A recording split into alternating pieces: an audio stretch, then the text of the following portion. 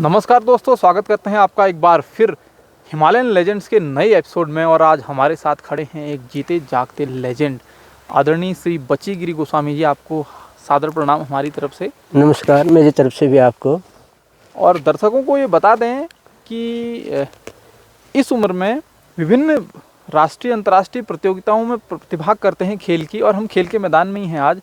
और साथ में ही एक अद्भुत प्रतिभा के धनी है, समाज सेवा के कार्य तो करते ही करते हैं, समर्पण भाव से लक्ष्मी आश्रम अनाशक्ति आश्रम से भी जुड़े हैं, और साथ में रचनाकार हैं, कुमाऊनी साहित्य को एक नया स्वरूप प्रदान कर रहे हैं। और छिलुक एक इनकी काव्य रचना जो है 2012 में प्रकाशित हुई थी, जिसको कि देश विदेश में काफ़ी प्रशंसा भी मिली, और जिसके चलते हम इनको इनके नाम से जानते थे पहले से ही।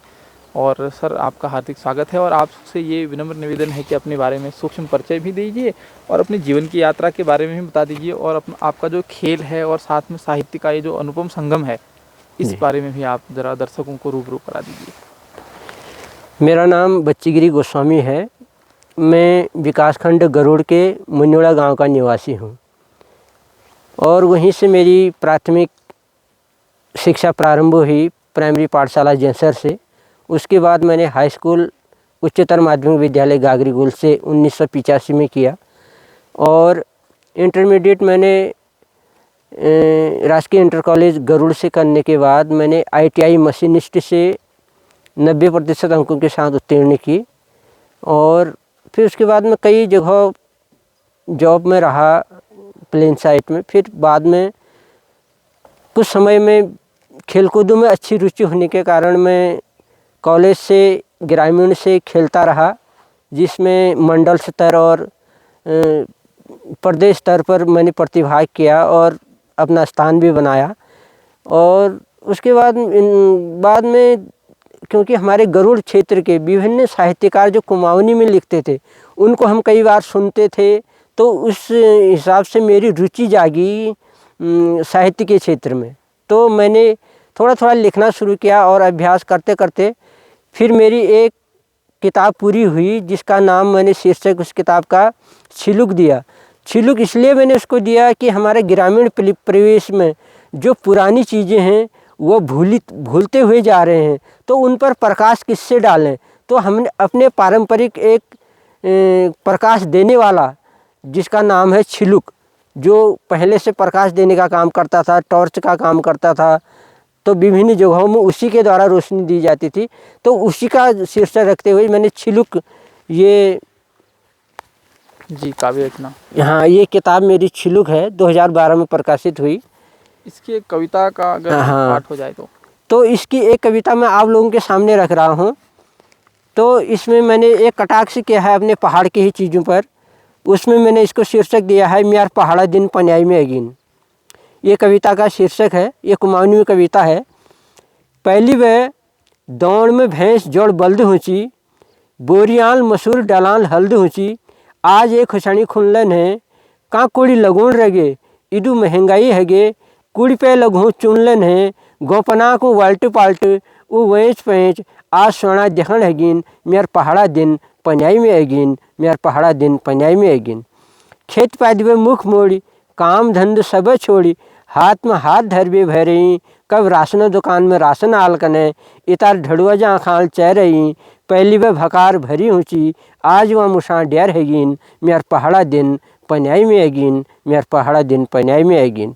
पहाड़ा पानी और पहाड़ा जवानी के बचोने बात हरे, पानी तो सूख गो, ज्वानु खारन छन दिन रात हरे, ऊ शराब पीबे मस्त छन, ककड़ी उल्टी दस्त छन, कह गलाड़ पिचिक बे भितेर जरीन, 21 साल जवानी उम्र में सुदय 80 साल जा बूढ़ हरीन, कोई जुआ फड़ में भगिन, मेर पहाड़ा दिन पन्याई में अगिन, मेर पहाड़ा दिन पन्याई में अगिन। थैल में दूध थैल में दे, भाड़ खेड़ी नु छाफाननी रहे, डोकई ठाक हड़पी हराई, कहका वहाँ भयाला जब उनमें बिराव बिराई, धिनाई बगस बेड बॉक्स हैगिन, मेर पहाड़ा दिन पन्याई में अगिन, मेर पहाड़ा दिन पन्याई में अगिन। सांस पड़ी जनु घरों में शंख घंटी बाजी छी, आज वहाँ सरावल डाला डाल हरे, धन आड़ भाई भरोस ऊँची, आज भाई भाई में खुकरी गाड़ा गाड़ हरे, भाई भाई दुश्मन हैगिन, मेर पहाड़ा दिन पन्याई में अगिन, मेर पहाड़ा दिन पन्याई में अगिन। हमारे पहाड़ा दीद भूल लेट बादरों छी साड़ी ब्लाउज में केवल छाजरों छी आज जिनसा पैंट छन क्रीम पाउडर सेंट छन फुन धमेल सब छूट आँखों में चश्म ख्वारपा रबर बैंड छन कोई ब्यूटी पार्लर हैगिन मेर पहाड़ा दिन पन्याई में हैगिन मेर पहाड़ा दिन पन्याई में हैगिन जो पितरों थात कहें चौमासे गाड़ नहीं बग से वो पितरों थात आज शराब पानील बग है हम खरन यह शराबल सुदय काव कामौज ढक है 21वीं सदी एक दशक पूर्व गो अजिला हमको शराब का सुर गो कोई शराब पीवे नाइन टोटिल हैगिन मेर पहाड़ा दिन पन्याई में हैगिन मेर पहाड़ा दिन पन्याई में हैगिन जहाँ गैल सिमार छी वहाँ सुखी धार हैगिन जहाँ एक दुकान छी वहाँ बाजार हैगिन जहाँ केवाण छी वहाँ सिसोड़ा भूड़ हैगिन जहाँ मोनो जाऊ छी वहाँ झलमड़ू पूड़ हैगिन मेर पहाड़ा दिन पन्याई में हैगिन मेर पहाड़ा दिन पन्याई में हैगिन। बहुत ज़बरदस्त शब्द नहीं है इसके लिए। तो गिरिजी जी, जैसे कि आप पहाड़ की वेदना भी आप में है, तो आप पहाड़ के नौजवानों के, जैसे कि हम ये कहते हैं कि ये मैदान अभी देखो खाली है, अगर आप कैमरे को देखते हो जी तो ये 2022 है और समापन की तरफ है, लेकिन दुर्भाग्य है कि मैदान आजकल खाली नज़र आ रहे हैं क्योंकि युवा मैदानों से दूर कहीं दूसरे मैदानों में पाए जा रहे हैं। तो आपका इसमें, और दूसरा ये जानना चाहेंगे कि आप की उम्र क्या होगी और आप किन किन प्रतिस्पर्धाओं में प्रतिभाग करते हैं? मेरी 55 प्लस है।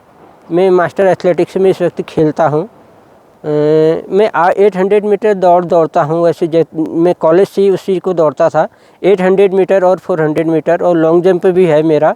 और अभी जो मैं नेशनल में अभी खेलूँगा मास्टर एथलेटिक्स की तरफ से, तो वहाँ मेरा एक आइटम यहाँ स्टेट पे नहीं हो पाता है, वो नेशनल में होता है, वो पोल वाल्ड मेरा है, पोल वाल्ड है। और 300 मीटर हाई डील में वहाँ पर लूँगा। ये मेरी प्रतिस्पर्धा है। युवाओं से, हम युवाओं को कई प्रेरित करते हैं। मेरा घर गुरुड़ में पड़ता है, वहाँ हम स्टेडियम में जाते हैं, वहाँ पर बहुत सारे युवा वहाँ पर दिखते हैं।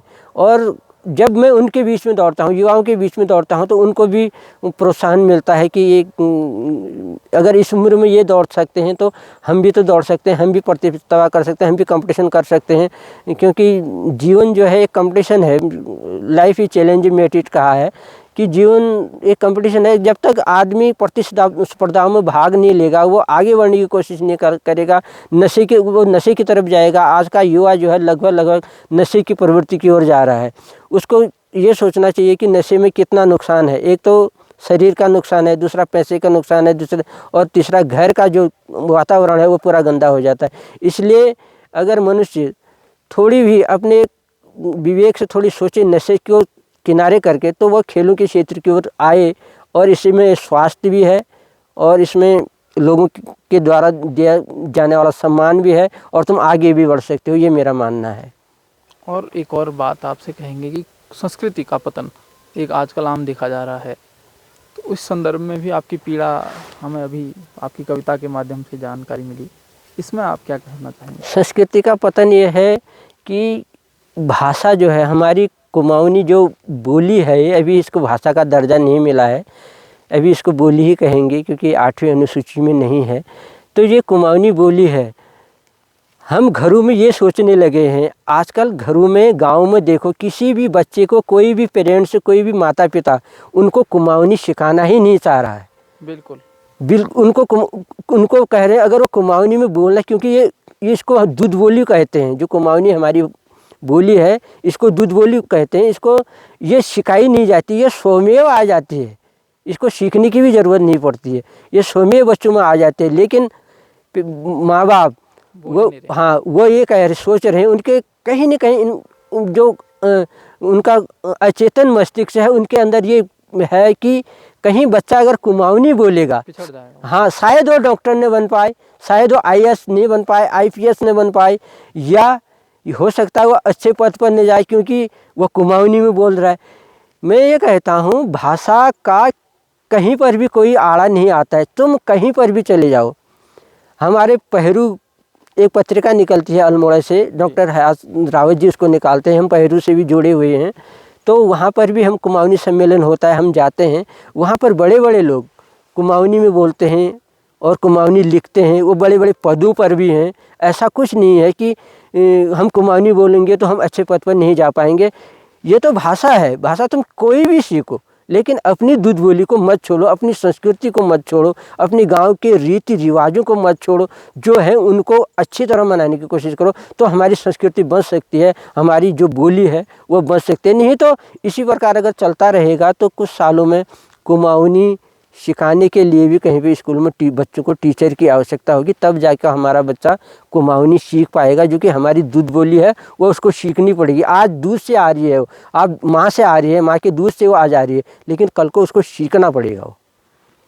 बिल्कुल, बहुत आपकी बातें मर्मस्पर्शी बातें हैं और निश्चित तौर पर हमें भी ये लगता है कि आने वाले टाइम पे इस तरह के प्रोफेशन में भी लोग आ जाएंगे कि जो कुमाऊनी सिखा रहे हैं, और जो लोग अपने बच्चों को नहीं सिखा रहे हैं कल वो पैसे दे के उनको सिखाना ही पड़ेगा, क्योंकि कोई भी चीज़ स्किल है तो उसे प्राप्त करना ही पड़ेगा। जी। तो गोस्वामी जी, आपके साथ बात करके काफ़ी सकारात्मक चीज़ें मिली जी ठीक। और निश्चित ही हमारे पहाड़ के या दूसरे जो भी लोग इस वीडियो को देख रहे होंगे जी निश्चित ही वो प्रेरित होंगे और निश्चित ही जीवन में अपने निर्धारित लक्ष्यों को प्राप्त करेंगे। आपका बहुत बहुत धन्यवाद। आप लोगों का भी बहुत बहुत धन्यवाद, क्योंकि आपने जो मेरी आवाज़ है आगे पहुंचाई, इसके लिए लोगों तक पहुंचे ये बात, इसके लिए आप लोगों का भी आभार, धन्यवाद।